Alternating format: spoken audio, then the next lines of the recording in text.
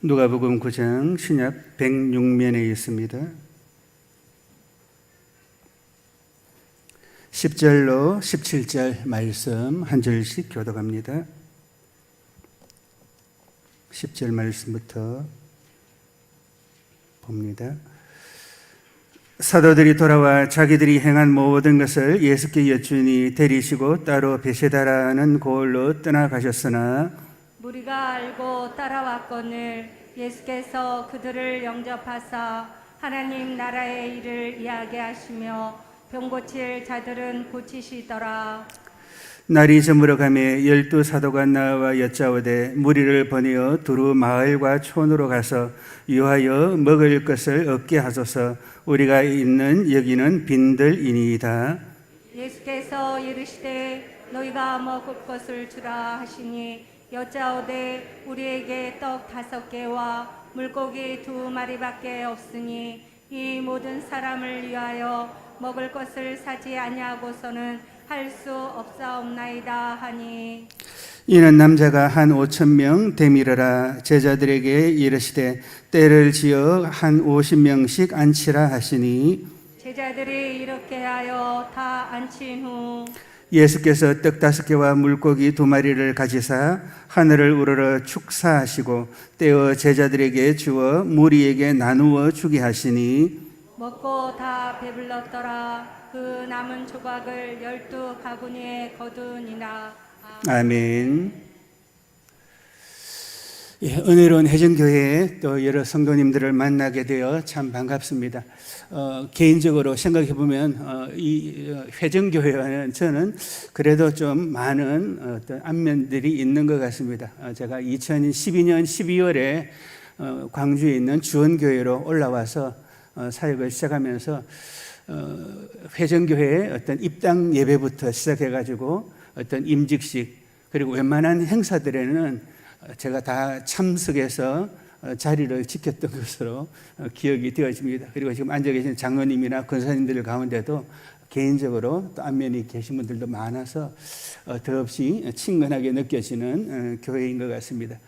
오늘 뜻하지 않게 저도 지금 늘푸른 교회 원래 장의겸 목사님이 오늘 고별 설교를 하시고 다음 주부터는 제가 이제 담임 사역을 하게 되어지는데 그래서 고별 설교 하시는 그 관계로 제가 사회를 하고 어떤 목사님 마지막 어떤 인사하는 부분까지 지켜야 하는데 또 갑자기 우리 노 회장 목사님께서 또 코로나 확진으로 인해서 부랴부랴 부탁을 하셔서 어쩔 수 없이 여기 와서 또 이렇게 말씀을 전하며 또 우리 성도님들과 시간들을 갖게 되는 것 감사한 것 같습니다.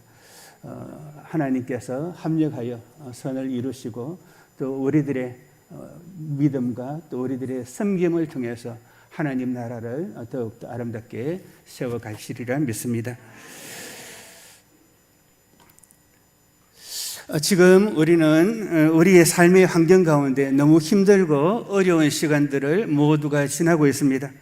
경제 불황이 계속되고 있고 앞으로 더 힘들어질 것이다라는 그런 예측 속에 지금 살아가고 있습니다. 정치적으로도 혼란스럽기 그지없습니다. 단순히 사람을 바꾼다라는 그것만으로 해결되어지는 시대가 아니고 여러 부분들 속에서 우리들이 믿음으로 또 우리들이 말씀을 따라서 살아가지 않는다면 어떻게 우리의 모습들을 주체하기가 힘든 그런 시간들을 모두가 지나고 있는 것입니다. 오늘 우리 주변에 살아가는 모든 사람들에게 물어보면 그런 대답을 합니다. 힘들고 어려워도 이렇게 힘들고 어려운 시간은 없었다라고 그렇게 이야기하곤 하는 것입니다. 또 실제적으로 많은 분들이 11조는 물론이고 부모님께 드리는 용돈조차라도 드리기 힘들 정도로 힘들고 어려운 시간들을 그리고 경제적으로 힘든 시간들을 지나고 있는 것입니다. 자, 이렇게 힘든 시대를 우리가 어떻게 어떤 마음으로 살아야 하는지는 대단히 중요합니다. 세상 사람들처럼 될 테면 되라 하는 식으로 그렇게 살아갈 수도 있을 것입니다. 그저 세상이 바뀌어지기를, 세상이 뒤집어지기를 바라듯이 우리도 그들처럼 살아갈 것인지, 아니면 이런 혼돈 가운데서라도 믿음의 사람들답게 감사할 제목을 잡고 하나님께 감사드리며 또 하나님이 원하시는 은혜의 삶을 살아갈 것인지, 그것을 우리가 늘 생각하며 나아가야 하는 것입니다. 하나님께서 우리에게 바라시는 삶은 예나 지금이나 변함이 없는 것 같습니다. 그 옛날 이스라엘 백성들의 위대한 지도자였던 모세가 죽고 나서 그 뒤를 이어받았던 여호수아를 한번 떠올려 보십시오. 여호수아가 이제 모세를 이어서 이스라엘 민족 전체를 인도하게 되었는데, 그가 가졌던 두려움과 떨림은 말할 수 없었을 것입니다. 그 위대한 지대에 모세자가 있을 때만 하더라도 백성들이 지도자들의 말을 듣지 아니하고 자기 소견대로, 자기 고집대로 얼마나 하나님 앞에 원망하고 불평하는 그런 모습들을 보였습니다. 자, 그런데 이제 그 위대한 지도자 모세가 죽고 나서 막상 여호수아 자신이 이 민족을 이끌어 가야 한다라는 그런 자리에 놓여졌을 때 그가 느꼈던 두려움은 우리가 생각하기 이상의 힘들고 어려운 시간들이었다라는 것입니다. 그래서 여호수아 1장에 보면 어떠합니까? 하나님께서 친히 나타나셔서 여호수아에게 말씀을 주시는 것입니다. 담대하라, 두려워하지 말라, 그리고 좌로나 우로나 치우치지 말라, 그리고 내가 너희에게 명령한 대로 이 말씀대로만 행하면 이 민족을 인도하는데 아무런 문제가 없을 것이다라고. 왜 하나님께서 거듭거듭 여호수아에게 담대하라, 두려워하지 말라라고 말씀하고 계시는 것입니까? 그만큼 하나님께서 우리에게 주어진 상황, 환경이 문제가 아니고 그 가운데서라도 하나님의 사람으로서 하나님의 사람답게 살아가는 것, 그것이 중요하다는 것을 우리에게 보여주고 있는 것입니다. 오늘 말씀도 마찬가지입니다. 우리가 힘들고 어렵다라고 하는 이 상황 속에서 어떤 삶을 살아야 할 것인지를 말씀을 통하여 우리에게 분명히 들려주고 있는 것입니다. 그것은 어떤 상황, 어떤 환경 가운데서라도 감사하는 사람이 될 것을 우리에게 말씀하고 있는 것입니다. 우리가 너무나 잘 알고 있는 오병이어의 기적이 나오는 이 본문입니다. 그래, 특별히 오늘 본문에도 보면 여기 있는 이곳은 빈들이니이다라고 제자들이 그렇게 고백하고 있는 것입니다. 빈들에서 감사하는 삶, 여러분 쉽습니까? 어렵습니까? 결코 쉽지 않습니다. 이 오병이어의 기적은 사복음서 모두에 나오는 말씀입니다. 마태복음, 마가복음, 누가복음, 요한복음의 기록자들이 이 오병이어의 기적을 다 기록하고 있다는 것은 무엇입니까? 이 본문이 그만큼 중요하다는 것을 우리에게 분명히 말씀하는 것입니다. 자, 그러니 이 말씀은 그때나 지금이나 여전히 동일하게 중요한 말씀으로 우리의 상황 가운데 던져지고 있다는 것입니다. 오늘 빈들에 5천 명이 넘는 사람들이 모이게 된 배경에 대하여 9장 1절에서는 어떻게 이야기를 합니까? 제자들이 전도를 위하여 여러 곳으로 흩어졌는데 가는 곳마다 귀신들의 괴롭힘을 받는 사람들을 만납니다. 그리고 그들에게 예수 그리스도의 이름으로 명할 때 더러운 귀신들이 떠나고 또 사람들을 더 이상 괴롭히지 못하는 그러한 놀라운 능력을 제자들이 체험했던 것입니다. 자, 그리고 그렇게 제자들로 인하여 놀라운 역사가 일어나고 이제 그 벅찬 감격과 벅찬 감동들을 안고서 예수님께 나아와서 그동안 우리들이 예수님의 이름으로 복음을 전했더니, 예수님의 이름으로 귀신을 명하였더니, 예수님의 이름으로 병자들을 향하여 일어나라고, 고침을 받으라고 명령하였더니 그 말씀의 능력대로 그대로 이루어졌습니다라고 보고하는 모습을 우리에게 보여주고 있는 것입니다. 제자들이 처음 갈 때에는 가는 곳마다 절망적인 상황 가운데서 힘들어하는 사람들을 만났습니다. 자, 그런데 그들에게 생명의 씨앗, 말씀을 가르쳤더니 그들이 하나님 나라의 희망을 품고 다시 일어나는 것을 경험하는 놀라운 모습들을 본 것입니다. 일어나 그러라, 내가 새 힘을 주리니, 예수님의 말씀처럼 새 힘을 얻고 일어나서 용기를 얻어 나아가는 무리들의 모습을 제자들이 경험하고 나왔던 것입니다. 예수님의 말씀이 새 힘을 주고 변화를 일으킵니다. 성품을 바꾸어주고 용기를 주고 새롭게 도전할 마음을 주었던 것입니다. 모두가 힘들어하는 시대 가운데서 우리 성도님들도 바로 이렇게 주님의 말씀으로, 하나님의 말씀으로 위로와 힘을 얻고 또 새로운 도전을 하는 은혜의 자리에 나아가야 하는 것입니다. 그 옛날 힘들고 어려운 자리 가운데서 제자들이 하나님의 말씀을 가지고, 예수님의 말씀을 가지고 무리들에게 나아갔을 때 그 무리들이 새로운 힘과 용기를 얻어 그야말로 병고침의 자리에로 또 모든 것이 치유되어지는 은혜의 자리에로 나왔던 것처럼 오늘 우리의 삶에서 그렇게 말씀하시는, 또 그렇게 치유하시는 하나님의 능력을 경험하는 우리 모든 성도님들 되시기를 원합니다. 자, 이렇게 우리 주님의 명령을 따라서 제자들이 복음을 전하고 또 주님이 허락하시는 능력으로 병을 고치고 많은 병자들을 일으키고, 그렇게 제자들로 인하여 하나님의 역사가 일어나는 것입니다. 그리고 그 역사들을 가지고 나와서 예수님께 보고하고 있는 것입니다. 우리가 이 주님의 말씀대로 전하였더니 이러이러한 일이 일어났습니다라고 벅찬 감격을 안고서 예수님께 보고하는 모습을 오늘 10절은 이야기하고 있는 것입니다. 사도들이 돌아와 자기들이 행한 모든 것을 예수께 여쭈니라고, 자신들에게 일어났던 그 모든 것을 예수님께 보고하였더니, 그야말로 예수님께서 어떻게 말씀하십니까? 그들을 데리시고 이제 따로 한적한 곳으로 가서 쉬게 하시는 그런 모습을 보여주고 있는 것입니다. 예수님은 그 전도 사역이 힘든 것을 아셨기 때문에 그들에게 쉼을 허락하기 위하여 사람들이 없는 빈들로 지금 제자들을 데리고 가시는 것입니다. 바로 사도들이 돌아와 자기들이 행한 모든 것을 여쭈니 데리시고 따로 베세다라는 고을로 떠나가셨으나라고 그렇게 말씀하고 있는 것입니다. 예수님도 쉬시고 제자들에게도 휴식을 주어서 영육간의 쉼을 위한 조용한 공간으로 이동하셨음을 오늘 본문은 우리에게 말씀합니다.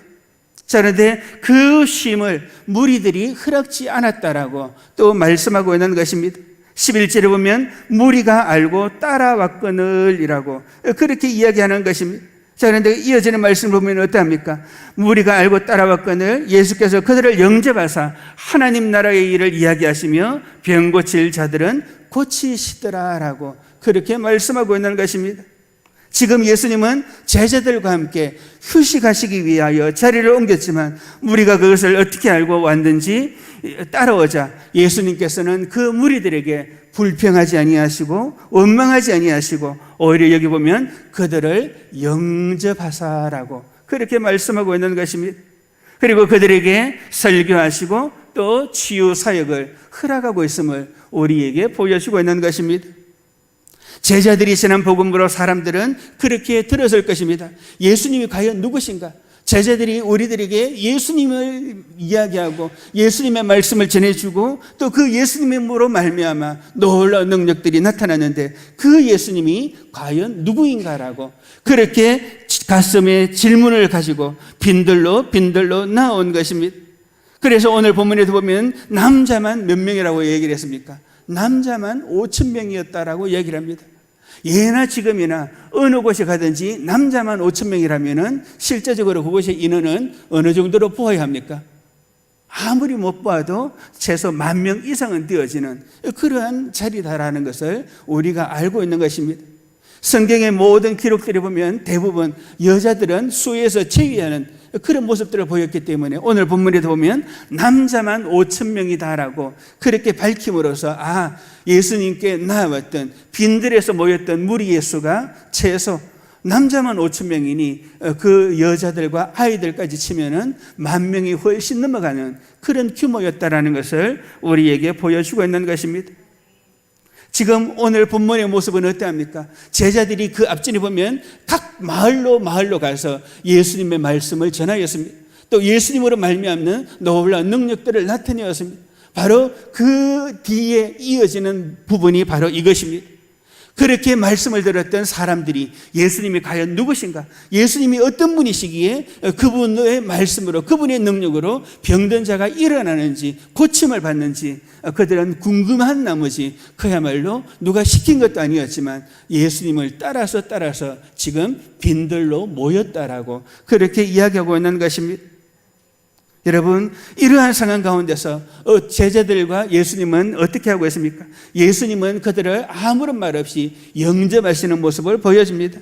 그런데 제자들의 입장은 또 어떻다 하겠습니까? 아니, 우리가 그래도 좀 쉬려고 여기 왔는데, 아니, 무리들은 왜 따라와서 우리를 귀찮게 하지라고 그렇게 불평할 수도 있었다라는 것입니다. 어쩌면 이 부분을 각각 제자들과 예수님의 시각으로 보면 다르게 이해할 수 있는 부분이라는 것입니다. 한편으로는 원망의 시각으로 보면 짜증나고 불평할 수밖에 없는 그런 상황이라는 것입니다. 힘든 사역을 마치고 이제 잠시 쉬려고 하는데 이렇게 사람들이 몰려오니 짜증이 날만합니다. 그리고 이 무리들을 상대한다라고 제자들에게 무엇이 생깁니까? 아무것도 생기지 않습니다. 오히려 귀찮고 피곤하고 또 이들을 돌보느라 더 지칠 수밖에 없는 그런 상황이라는 것입니다. 그런데 반대로 감사의 눈으로 보면 어떠합니까?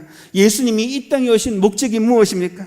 바로 하나님 나라를 선포하기 위함이고 병든 영혼들을 치유하기 위함인데, 그동안도 이 일들을 위해서 자신과 제자들이 마을마다 돌아다니며 그렇게 노력을 했는데, 또 얼마 전에는 제자들을 파송하여 각 마을들로 가서 복음을 전하라고 이야기를 했는데, 지금은 한두 사람도 아니고 장정만, 남자만 5,000명이나 되는 무리들이 예수님을 찾아서, 제자들을 찾아서 지금 빈들로 모였다라는 것입니다.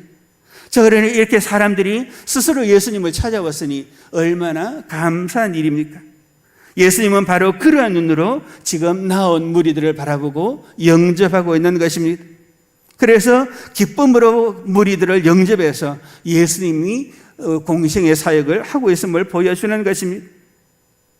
그래서 예수님은 자신에게 온 무리들을 위해서 사역하다 보니 하루 해가 저물어가는 그런 시간이었다라는 것입니다.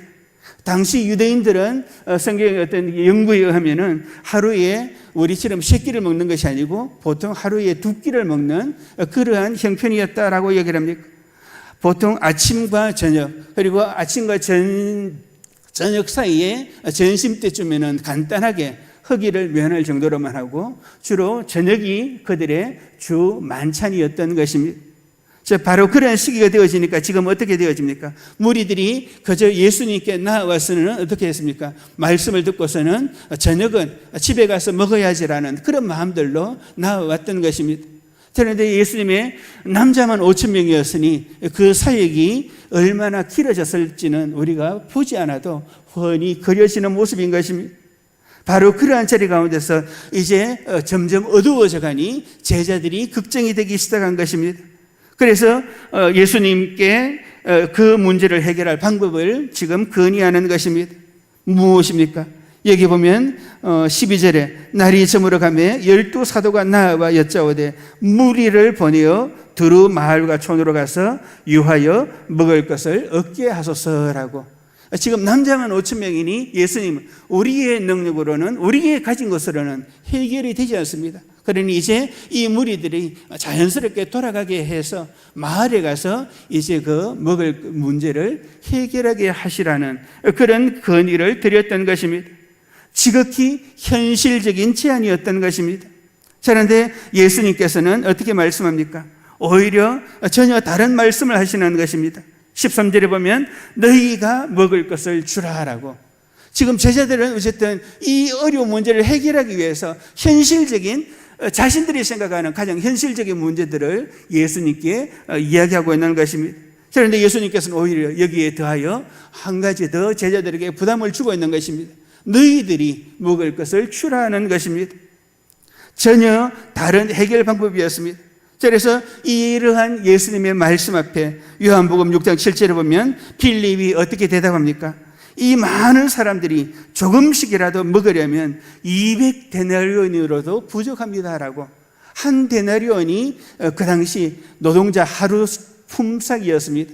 자, 그렇다면 200데나리온이라는 것은 노동자 한 명이 그야말로 200일 동안 해야지 얻을 수 있는 그러한 금액인데, 그런 금액이 있다 할지라도 이 많은 무리들을 어떻게 먹이지 못합니다라고 그렇게 빌립은 이야기하는 것입니다.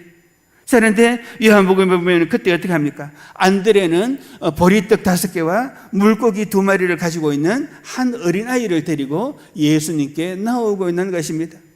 여러분, 말씀을 읽으면서 여러분들이 그런 상황들을 한번 떠올려 보시기 바랍니다. 우리는 그저 물고기 2마리, 보리떡 5개라고 생각하기 쉽지만, 그러나 거기 보면 무엇입니까? 어린 아이가 라고 이야기를 하고 있습니다.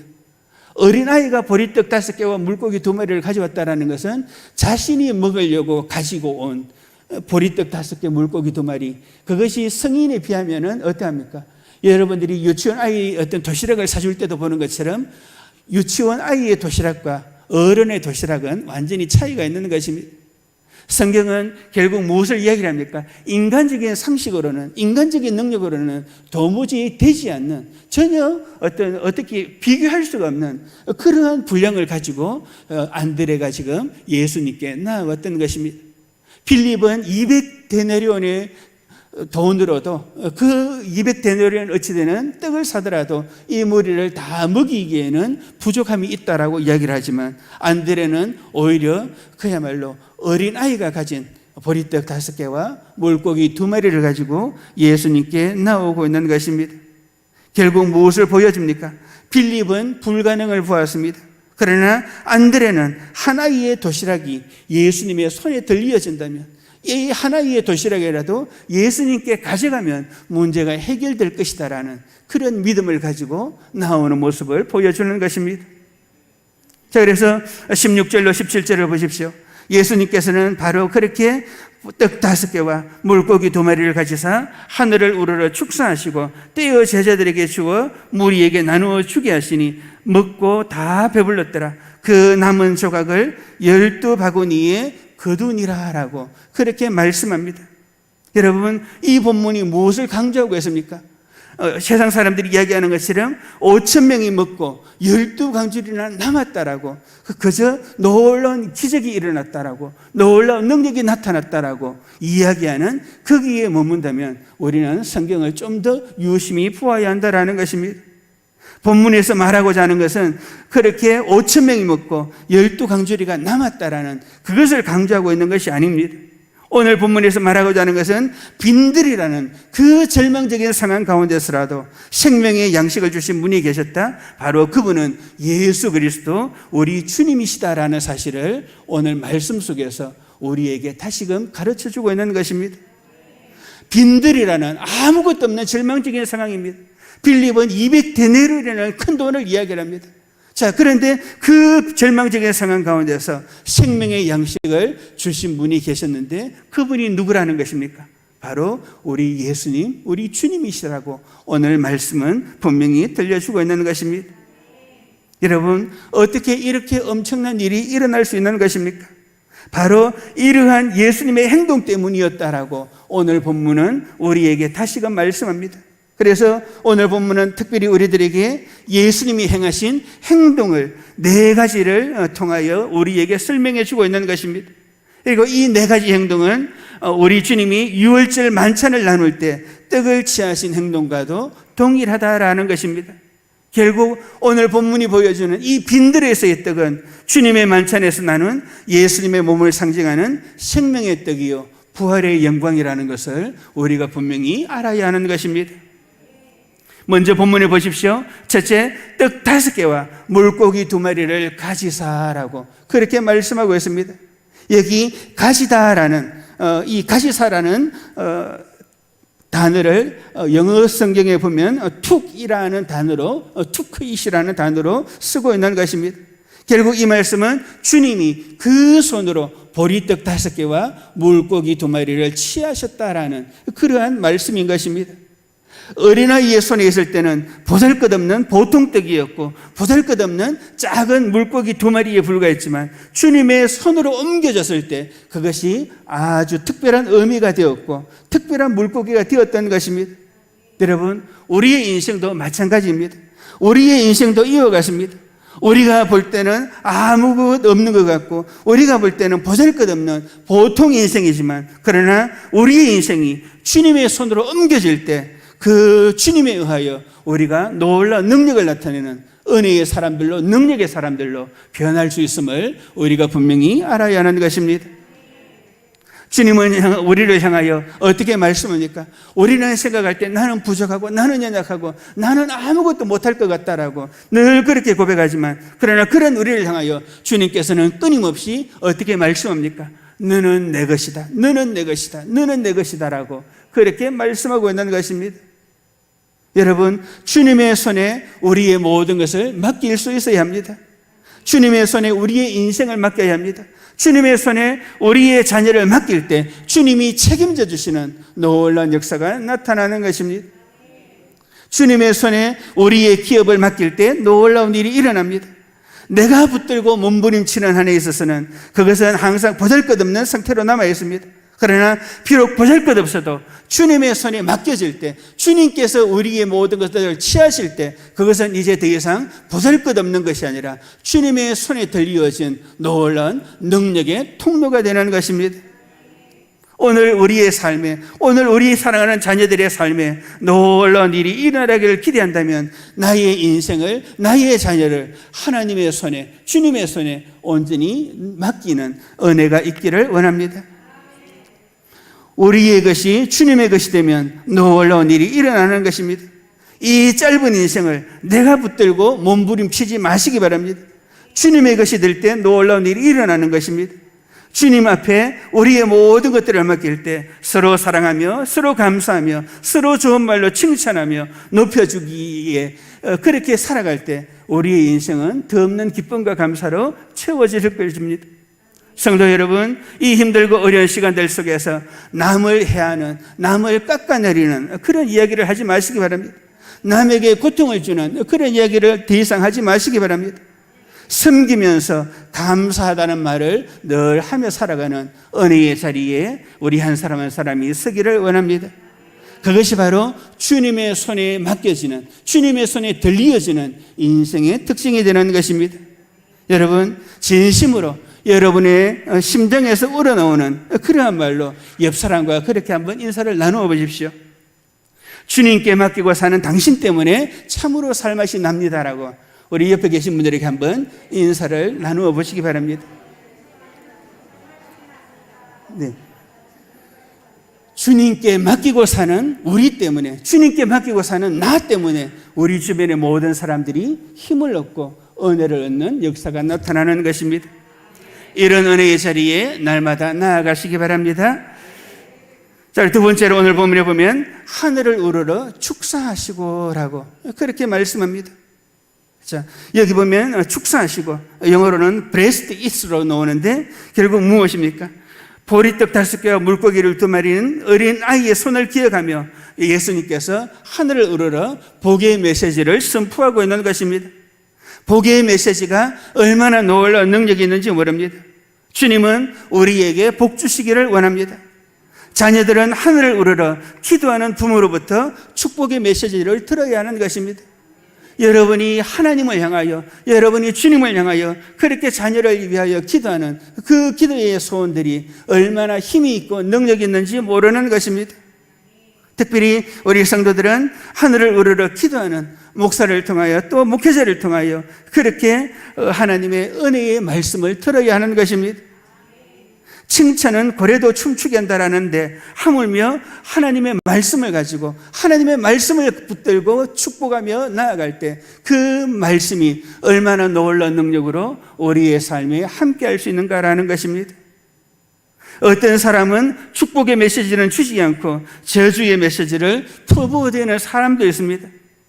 저주의 메시지는 사람의 영혼을 갉아먹는 것입니다. 어떤 일이 있어도 우리의 심령 가운데, 우리의 입술 가운데 저주의 메시지를 담지 않아야 하는 것입니다. 예수님께서 제자들을 전도하러 보내실 때도 어떻게 말씀하셨습니까? 어느 곳에 가든지, 그 어느 집에 가든지, 어느 성에 가든지 가장 먼저 무엇을 하라고 이야기를 하셨습니까? 샬롬을 빌어주라고 이야기를 했습니다. 평안을 빌어주라는 것입니다. 유대인들이 생각하는 샬롬은 우리가 생각하는 단순한 평화가 아니라는 것입니다. 샬롬은 어떤 의미에서 영육간에 있어서도 그렇고 모든 부분에 있어서도 그렇고 아무런 부족함이 없어서 더 이상 내 영혼이 부족함이 없다라고 느끼는 그런 최상의 만족 가운데서 나타나는 그 평안, 그것을 유대인들은 샬롬이라고 이야기했던 것입니다. 바로 가는 곳마다 그 샬롬을 빌어주라는 것입니다. 그래서 그 빈 복이 그 집에 합당하면, 그 성에 합당하면 그곳에 그대로 임하겠지만, 그러나 그곳이 합당하지 않으면 그 빈 평안이 누구에게로 돌아온다라고요? 빈 사람에게로, 나에게로 돌아오기 때문에 우리의 입술을 통하여, 우리의 말을 통하여 축복의 말, 은혜의 말들은 끊임없이 나타나야 한다라는 것입니다. 그렇게 던져놓은 말들은 결코 사라지지 아니하고 그 사람에게 응하든지 아니면 그 평안을 구한 그 말을 내뱉은 나에게로 다시 돌아오는 은혜의 역사가 나타난다라고 이야기하고 있는 것입니다. 오늘 본문에서도 예수님께서 취하신 것으로 끝난 것이 아니고 그 취하신 것을 가지고 하늘을 우러러 무엇 하셨습니까? 축사하시고 축복하시고라고 그렇게 말씀하고 있는 것입니다. 하나님의 복을 많이 받아야 합니다. 놀랍게도 하나님은 우리에게 복을 주시기를 원하십니다. 이러한 축복이 교회를 교회되게 하고 지체를 지체되게 하는 것입니다. 그래서 교회는 모일 때마다 서로에게 축복으로 나아가는 모임이 되어야 하는 것입니다. 그렇게 우리의 가정 속에서도 우리의 자녀들에게 그렇게 놀라운 은혜를, 놀라운 축복을 날마다 빌어주는 은혜의 자리에 우리 모두가 서야 할 것입니다. 다시 한번 인사 나누어 보십시오. 축복합니다. 주님의 이름으로 축복합니다.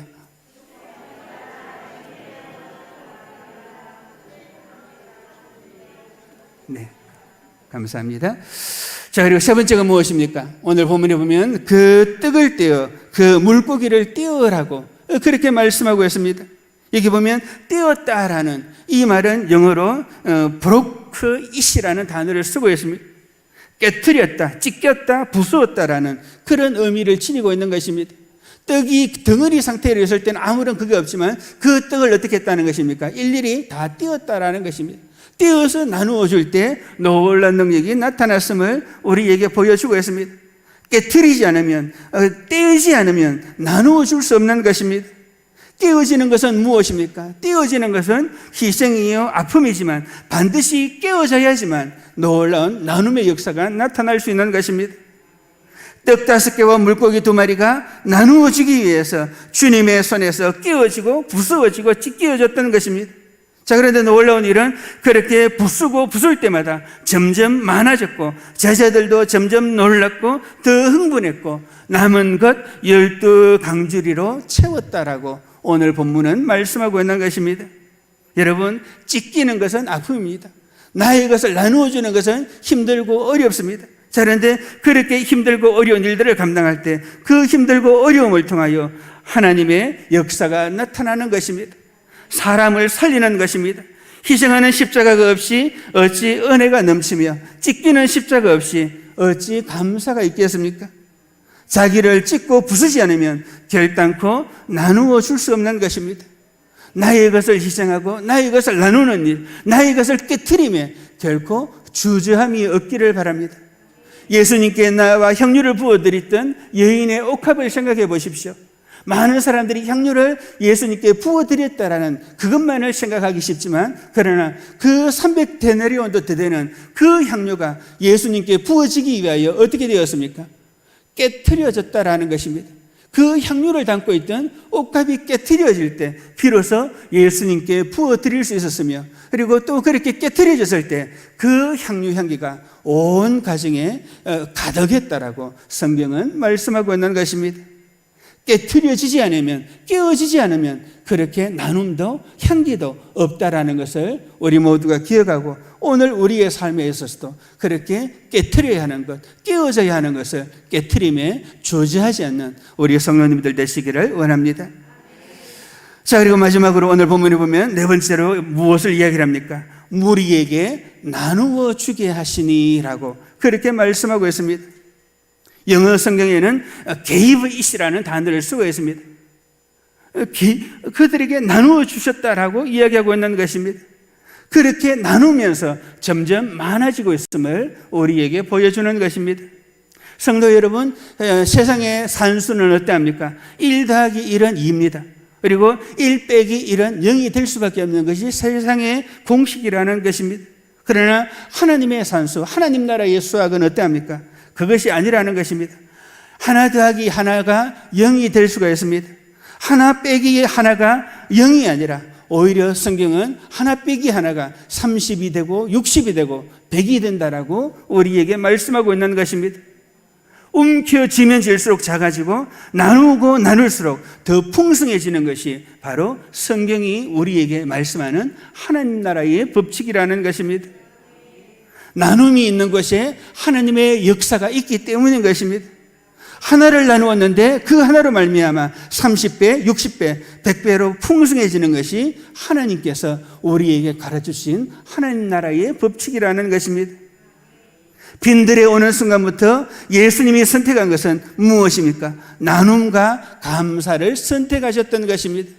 아무것도 없는 그 빈들에 남자만 5,000명이 모인 그곳에서 예수님께서는 처음부터 나눔과 베품을, 나눔과 감사를 선택하셨기 때문에 그로 인하여 오늘 본문에 놀라운 역사가 나타난 것입니다. 쉬고 싶었지만 자신에게 오는 백성들을 위하여 감사로 사역하는 것을 선택했고 그들에게 음식을 직접 먹여주고 싶어 했고 하나이가 감사함으로 제공한 보잘것없는 도시락을 선택했고 그 도시락을 들고 하나님께 감사하는 기도를 드렸을 때 그야말로 오병이어를 통하여 놀라운 기적의 역사가 오늘 본문에 우리에게 들려지고 있는 것입니다. 남자만 5,000명이 먹었고 남은 것이 12바구니였다라는 것입니다. 5개, 2개로 시작한 것이 남자만 5,000명이 먹고도 그야말로 12바구니가 남았다라고 그렇게 말씀하는 것입니다. 여러분, 이것이 바로 감사가 낳은 기적이었던 것입니다. 성도 여러분, 어린아이가 드린 보리떡 5개와 물고기 2마리로 많은 떡과 물고기를 만드신 주님께서 오늘 우리들에게 물으십니다. 너는 다른 이들을 위하여 또 다른 이들을 섬기기 위하여 과연 무엇을 가지고 있느냐라고 우리에게 물으실 때 여러분은 어떻게 대답하시겠습니까? 우리가 가지고 있는 물질이 너무나 적은 것이어도 상관이 없습니다. 우리가 가지고 있는 사랑이 너무 적은 것이어도 아무런 문제가 되지 않습니다. 보잘것없는 것이지만 주님의 손에 들려지고 주님이 축사하신 후에 그것을 깨트리기 시작하시면 놀라운 역사가 나타난다는 것을 우리에게 말씀하는 것입니다. 오늘 우리 인생 가운데도 이렇게 가슴 벅찬 일들이 일어날 것입니다. 우리를 흥분케 하는 일들이 생기게 될 것입니다. 수많은 사람들에게 영향을 미치고 12강지를 가득 채우는 그 풍성함이 오늘 본문에서 어떻게 나타났는지를 우리의 인생 가운데서 결코 잊지 마시기 바랍니다. 지금 우리의 삶의 상황을 우리의 눈으로 보면 어떠합니까? 분명 감사할 제목이 없습니다.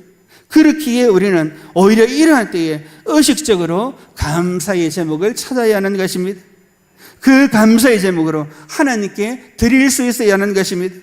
우리의 믿음의 선배들이 어땠습니까? 절망의 환경 가운데서라도 감사를 선택하며 나아갔던 것입니다. 시편을 읽어보십시오. 다윗을 포함한 많은 시인들이 어려운 환경 가운데서 끊임없이 하나님께 감사하며 찬양하는 모습을 우리에게 보여주고 있습니다. 시편 31편에서 다윗은 어떠합니까? 그야말로 모든 사람들이 자신을 죽이려고 달려들고 있습니다. 그리고 심지어 자신의 가장 친했던 친구마저라도 자신을 배반하고 이제 너는 더 이상 하나님의 사랑을 받지 못한다라고 그를 옥죄이며 달려들고 있는 것입니다. 호시탐탐 그의 목숨을 노리고 있는 그 상황 가운데서 그가 어떤 고백을 남기는지 아십니까? 그가 이렇게 고백합니다. 그리하여도 내 주변에서는 모든 것들이 이렇게 힘들게 하고 어렵게 하고 나를 해하려고 하지만 나의 생명을 없이 하려고 하지만 그렇지만 하나님 그러하여도 주는 나의 하나님이라고 내가 말하고 있습니다. 그러하여도 주는 나의 하나님이 되십니다. 나의 모든 시대가 나의 모든 날들이 주님의 손에 있습니다라고 고백하고 있는 것입니다. 그러면서 그 끝부분에 보면 어떻게 고백합니까? 강하고 담대하라. 강하고 담대하라라며 자신의 영혼에 하여 하나님이 너를 사랑하시는데 하나님이 너와 함께 계시는데 무엇 때문에 너가 위축되고 주눅들고 지금 앉아있느냐라고 의기소침해 있느냐라고 그러면서 그 상황들을 절망적인 상황들을 빠져나오고 있음을 우리에게 보여주고 있는 것입니다. 많은 것을 잃어버린 상황에서도 그는 감사했다는 것입니다. 욥을 보십시오. 10명의 자녀와 그 많은 재산을 하루아침에 다 잃어버렸지만, 그러나 그때라도 어떻게 고백합니까? 내가 모태에서, 내가 어머니 태에서 빈손으로 왔은즉 빈손으로 돌아가는 것 무엇이 문제겠느냐라고, 여기까지 이르게 하신 것 하나님의 은혜다라고 하나님께 감사하는 욥의 모습을 우리에게 보여주고 있는 것입니다.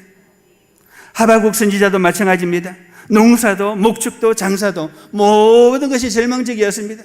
그가 왜 하나님의 사람들에게, 하나님의 백성들에게 이러한 어려운 일들이 일어나고 있는 것입니까? 라고. 성경은 분명히 하나님께서 하나님의 백성들을 사랑하신다라고, 하나님의 백성들을 위하여 모든 것들을 신원하여 주신다라고 그렇게 말씀했는데, 하나님 지금 우리의 처한 형편은 오히려 바벨론이 우리를 지금 쳐들어 올려하고 있고, 또 우리를 둘러싼 모든 이방 나라들이 우리를 어떻게 하든지 멸망하려고 하는 이런 상황 가운데 놓여져 있는데, 하나님 이것은 어찌 됨입니까? 하나님이 계시는 것 맞습니까? 라고 그렇게 고백할 때 하나님께서 들려주신 말씀이 무엇입니까? 나의 의인은 믿음으로 말미암아 살리라라고 그렇게 말씀하는 것입니다. 그러면서 3장에서 보면 어떡합니까? 그래서 다 하박국 선지자의 고백이 바로 그것입니다. 포도원에 포도나무에 포도가 없고, 우리의 양이 없고, 소가 없고, 그 모든 것이 없다 할지라도 내가 지금 힘쓰고 애쓰는 모든 삶의 자리 가운데서 내게 주어지는 모든 것은 아무것도 없다 할지라도, 그러나 그 상황 가운데서라도 그가 고백하기를, 하박국 3장 18절에 보면 나는 여호와로 말미암아 즐거워하며 나의 구원의 하나님으로 말미암아 기뻐하리로다 라고 그렇게 고백하고 있는 것입니다. 선교 여행을 하면서 수없는 고통을 당한 바울도 범사에 감사하라, 이것이 그리스도 예수 안에서 너희를 향하신 하나님의 뜻이니라 라고 그렇게 말씀하는 것입니다.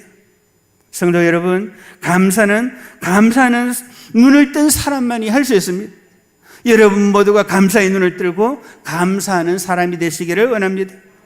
코로나가 여전한 시간 가운데서라도 개인과 가정, 교회를 돌아보면서 그래도 견디고 그래도 감당하며 여기까지 이르게 하셨던 그 하나님의 은혜와 사랑을 생각하면서, 하나님 이 상황 속에서 내가 감당해야 할 영역이 무엇입니까? 내가 감당해야 할 삶이 무엇입니까? 라고 그렇게 기도하시면서 오늘 본문 빈들에서 보여준 이 놀라운 오병이어의 기적으로 말미암는 이 역사들, 오늘 우리의 삶에 있어서도 동일하게 경험되어지며 동일한 은혜의 세례로 나아가는 그런 역사가 있도록 기도하며 나아가는 가운데, 하나님께서 우리의 삶 속에 넘치는 감사로 또 풍성한 은혜로 함께 하시는 그런 은혜를 체험하시기를 원합니다. 어려운 시간의 끝을 감사로 이겨내고 승리하는 자리에 날마다 나아가시는 우리 모든 성령들 되시기를 간절히 원합니다. 사랑이 많으신 아버지 하나님, 은혜와 사랑으로 저들의 모든 삶을 주장하여 주옵소서. 오늘 참으로 빈들에서 놀라운 능력의